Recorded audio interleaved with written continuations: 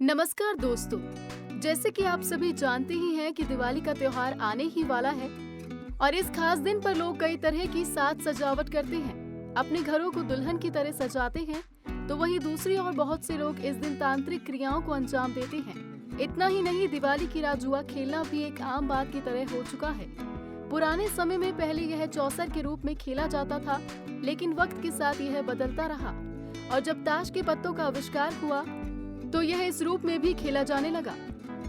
ज्यादातर लोग दीपावली के दिन या कई लोग अन्नकूट महोत्सव के दौरान शगुन के रूप में जुआ खेलते हैं। यह परंपरा प्राचीन काल से ही चली आ रही है, लेकिन इसके पीछे की वजह अभी तक शायद कोई नहीं जान पाया।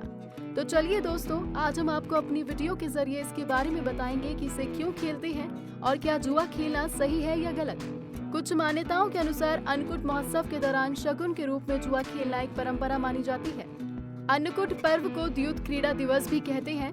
मान्यता के अनुसार अन्नकूट महोत्सव के दिन जुआ खेला जाना चाहिए, लेकिन कई लोग जानकारी नहीं होने के कारण दीपावली के दिन ही खेल लेते हैं। इसका मुख्य लक्ष्य वर्ष भर के भाग्य की परीक्षा करना होता है।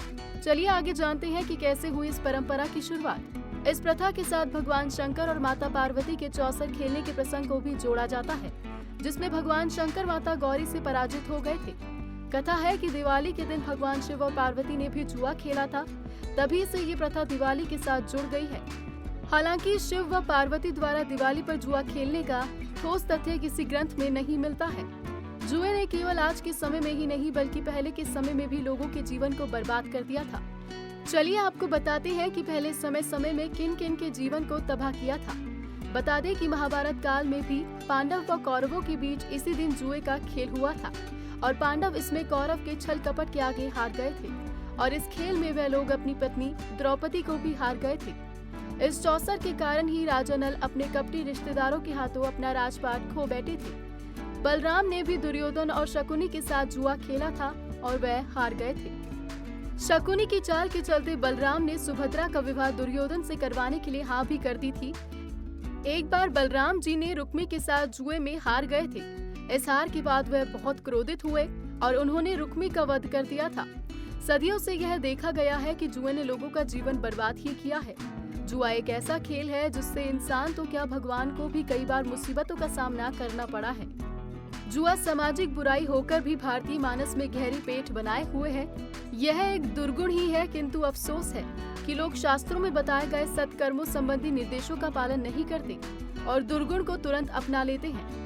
अंत है, किसी भी शुभ दिन गलत कार्य करना उचित नहीं है।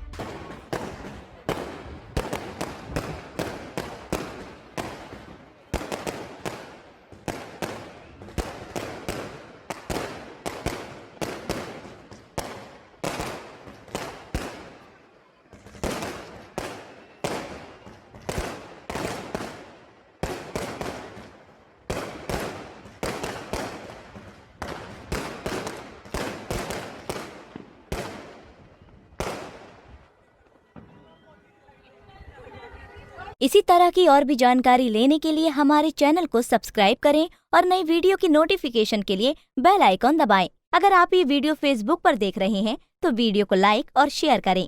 साथ ही अपनी राय कमेंट बॉक्स में जरूर बताएं। धन्यवाद।